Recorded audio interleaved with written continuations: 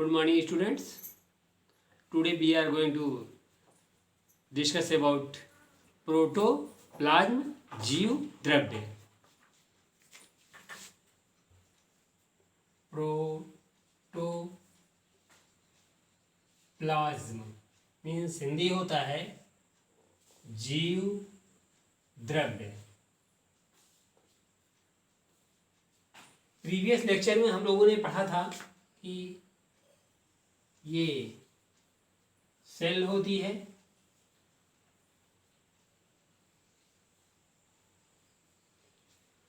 Cell के outer जो layer होती है प्लांट सेल में वो एक नॉन लिविंग रिजिड बॉडी होती है. इसे कहते हैं सेल वॉल, कोशिका भित्ति या कोशा भित्ति. यह केवल प्लांट सेल में पाई जाती है. एनिमल सेल में कोशा भित्ति या सेल वॉल नहीं पाई जाती है. अंदर की तरफ आपको बताया गया था प्लांट सेल में बड़ी बाइक्यूल होती है.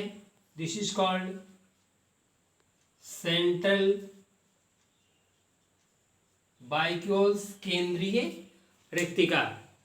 और अगर एनिमल सेल होती है तो जनरली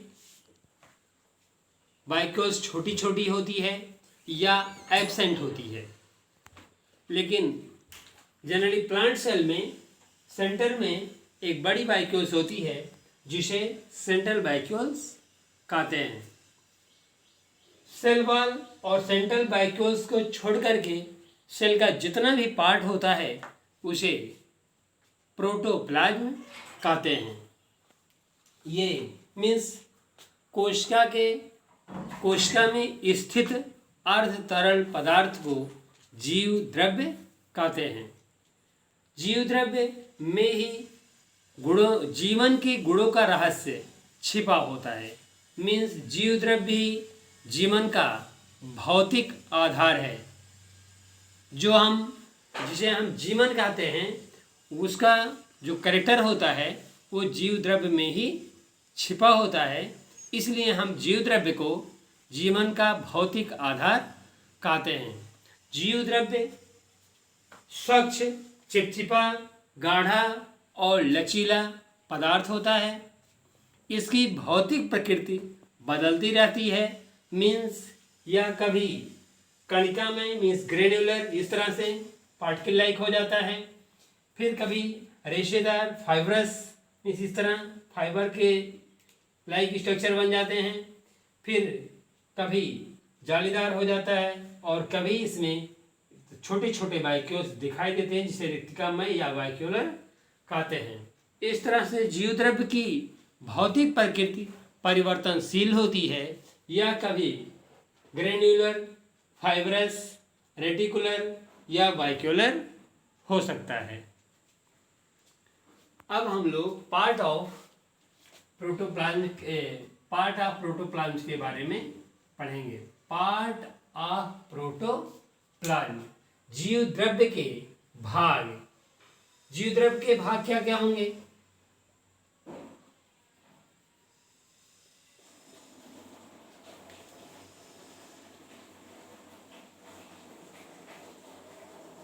आपको बताया गया था जीव द्रव्य के दो पार्ट हैं. एक है साइटोप्लाज्म और नेक्स्ट है न्यूक्लियस. इसमें बाइक्यूल्स के आसपास इस तरह कहीं पर एक न्यूक्लियस होगा अगर ये प्लांट सेल है, और इसके बाद जो भी पार्ट बचता है वो साइटोप्लाज्म होता है. साइटोप्लाज्म मीन्स कोशा द्रव्य और न्यूक्लियस मीन्स केंद्रक. अगर ये एनिमल सेल है तो एनिमल सेल में ये बाइक्यूल्स नहीं होती है. बीच में एक ये जो बताया हमने आपको न्यूक्लियस बड़ा पार्ट होता है,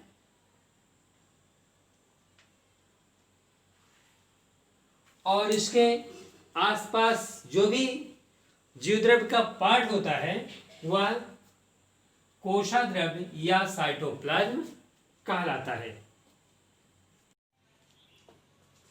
इस प्रकार हमने आपको बताया कि प्रोटोप्लाज्म के दो पार्ट हैं, साइटोप्लाज्म एंड न्यूक्लियस। साइटोप्लाज्म भी प्रोटोप्लाज्म के ही समान साफ पारदर्शी अर्धतरल पदार्थ होता है। इसकी भी प्रकृति उसी प्रकार परिवर्तनशील होती है, कणिका में रेशेदार, जालीदार या वाइक्यूलर होता है। अब हम लोग इसके पार्ट के बारे में पढ़ेंगे। पार्ट ऑफ साइटोप्लाज्म, जीव द्रव्य के भाग। ये साइटोप्लाज्म में कोशा द्रव्य के भाग। कोशा द्रव्य के मुख्य तीन भाग हैं, दैट इज सेल मेम्ब्रेन या प्लाज्मा मेम्ब्रेन या प्लाज्मा लेमा। इसके तीन नाम हैं, सेल मेम्ब्रेन या प्लाज्मा मेम्ब्रेन या प्लाज्मा लेमा, मीन्स कोशा कला या कोशिका कला। सेकेंड है टोनोप्लास्ट, मीन्स रिक्तिका झिल्ली।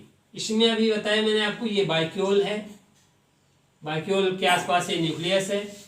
इसमें सबसे आउटर की जो सेल होती है ये होती है प्लाज्मा लेमा। प्लाज्मा लेमा के बाहर सेल वॉल है, मीन्स सेल वॉल के अंदर की ये जो पार्ट है ये पार्ट होती है सेल मेम्ब्रेन या प्लाज्मा मेम्ब्रेन या प्लाज्मा लेमा। एनिमल सेल में सबसे आउटर होती है, लेकिन प्लांट सेल में उसके भी बाहर सेल वॉल पाया जाता है, इसलिए वो सेकेंड मोस्ट लेयर होती है। Tonoplast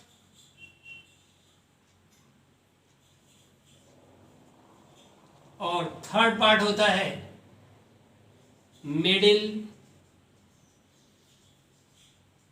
part between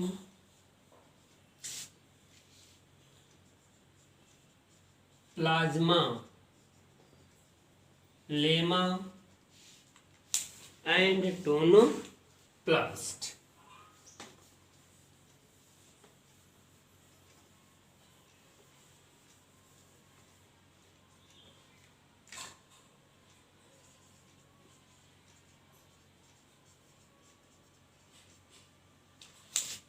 third part है middle part between plasmalemma and tonoplast, means ये हो गया प्लाज्मा लेमा और ये बाइक्यूल की जो मेम्ब्रेन है ये हो गया टोनोप्लास्ट। अब जो रेस्ट पार्ट बचता है उसे कहते हैं middle part between plasmalemma and tonoplast, means इसके और इसके बीच में जो यहाँ का रीजन बचता है उसे थर्ड पॉइंट पे हम लोग स्टडी करेंगे। अब हम लोग सेल मेम्ब्रेन या प्लाज्मा मेम्ब्रेन के बारे में पढ़ेंगे।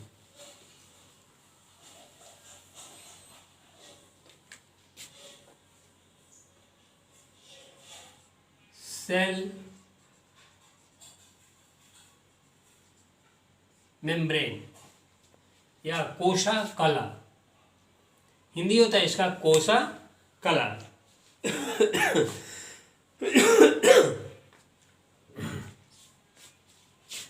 ये सेल की जो ये आउटर प्रोटोप्लाज्म की आउटर लेयर होती है ये होती है सेल मेम्ब्रेन या प्लाज्मा मेम्ब्रेन या प्लाज्मा लेमा।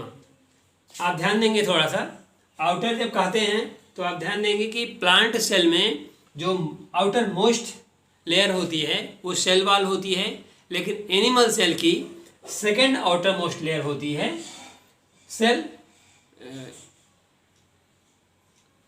प्लांट सॉरी थोड़ा ध्यान देंगे इस पे, प्लांट सेल की आउटर मोस्ट लेयर होती है सेल वॉल और एनिमल सेल की आउटर मोस्ट लेयर होती है प्लाज्मा लेमा। एनिमल से प्लांट सेल में सेकेंड आउटर मोस्ट जो लेयर होती है वो होती है सेल मेम्ब्रेन या प्लाज्मा मेम्ब्रेन या प्लाज्मा लेमा। इसके बारे में हम लोग पढ़ेंगे अब कि यह प्रोटीन एंड लिपिड से मिलकर बनी होती है। इसमें सम कार्बोहाइड्रेट्स भी पाए जाते हैं। मेनली यह प्रोटीन और लिपिड्स की बनी होती है और इसमें कुछ कार्बोहाइड्रेट्स भी पाए जाते हैं। यह कोशिका की सुरक्षा करती है तथा बाहर से आने जाने वाले पदार्थों का नियंत्रण करती है। इसमें यह सेलेक्टिव परमिएबल होती है। सेलेक्टिव परमिएबल मीन्स वर्णात्मक पारगम्य मीन्स होता है कि पहचान के पदार्थों को अंदर या बाहर या मीन्स आदान प्रदान होने देना। प्लाज्मा लेमा की प्रवृत्ति होती है कि यह सेलेक्टिव परमेबल या वर्णात्मक पारगम्य होती है। जिस तरह से स्कूल के या कंपनी के या मीन्स फैक्ट्रीज के गेट पर पियून होता है तो वह स्कूल के कर्मचारियों को और या फैक्ट्रीज के कर्मचारियों को और या स्टूडेंट्स को जिनको पहचानता है उनको आने जाने देता है और बाकी अपरिचित लोगों को आने जाने नहीं देता है। उसी प्रकार प्लाज्मा लेमा की ये प्रवृत्ति होती है कि यह सेल के लिए यूजफुल पदार्थों को तो आने जाने देती है लेकिन अनयूजफुल जो मटेरियल्स होते हैं उनको आने जाने नहीं देती। इस प्रॉपर्टी को सेलेक्टिव परमेबल कहते हैं। नेक्स्ट है इसमें हाईली रीजनरेशन की प्रॉपर्टी होती है। मीन्स पावर ऑफ रीजनरेशन या पुनरुद्भवन बहुत अधिक मात्रा में होता है। अब आपको यहाँ जानना है कि रीजनरेशन या पुनरुद्भवन क्या है। जैसे आप देखते हैं कि छिपकली की पूंछ कभी कभी कट जाती है तो कुछ दिन बाद धीरे धीरे उसकी पूंछ पुनः निकल आती है। इसी प्रॉपर्टी को रीजनरेशन कहते हैं। यह प्रॉपर्टी हायर एनिमल्स में कम होती है। जैसे हम लोगों में थोड़ा बहुत कहीं पे कट पिट जाता है तो 24 घंटे बाद वो काला पड़ करके अपने आप ठीक हो जाता है, उसी को रीजनरेशन। लेकिन हम लोगों में अगर अंगुली कट जाए तो अंगुली फिर से नहीं निकलेगी। मीन्स हम लोगों में पावर ऑफ रीजनरेशन बहुत कम है। और छिपकली में देखिए पूंछ निकल जाती है। अमीबा में आपको बताया जाएगा आगे कि अमीबा में पैरामीशियम में ये सेल तुरंत टूटती है और तुरंत ही बन जाती है। इसे कहते हैं पावर ऑफ रीजनरेशन। प्रोटोप्लाज्म में ये सेल मेम्ब्रेन में हाई पावर ऑफ रीजनरेशन होता है। अब हम लोग नेक्स्ट पढ़ेंगे टोनोप्लास्ट। हमने आपको बताया कि सेल के बीच में एक बड़ी रिक्तिका होती है जिसे कहते हैं रिक्तिका कहते हैं। जिसके रिक्तिका की इस मेम्ब्रेन को टोनोप्लास्ट कहते हैं। रिक्तिका के अंदर नॉन लिविंग मैटर होता है जिसे सेल सैप कहते हैं। यह भी लिविंग सिस्टम का पार्ट नहीं होता है। मीन्स बताया हमने कि रिक्तिका की आउटर बाउंड्री को टोनोप्लास्ट या रिक्तिका झिल्ली कहते हैं। रिक्तिका झिल्ली की structure and function plasma membrane के समान होता है। मीन्स इसके फॉर्मेशन में भी लिपिड्स एंड प्रोटीन पार्टिसिपेट करते हैं और कुछ कार्बोहाइड्रेट भी पार्टिसिपेट करते हैं। और इसमें भी power of regeneration and selective permeability पाई जाती है। मीन्स यह प्लाज्मा मेम्ब्रेन स्ट्रक्चर और फंक्शन में प्लाज्मा मेम्ब्रेन के समान होती है। बच्चों अब आप होमवर्क नोट करिए। जीव द्रव्य किसे कहते हैं? नेक्स्ट क्वेश्चन, जीव द्रव्य के मुख्य भागों के नाम लिखिए। नेक्स्ट, कोशाद्रव्य क्या है? इसके मुख्य भागों के नाम लिखिए। नेक्स्ट, टोनोप्लास्ट क्या है? Next, cell membrane and tonoplast के फॉर्मेशन में कौन कौन से केमिकल भाग लेते हैं?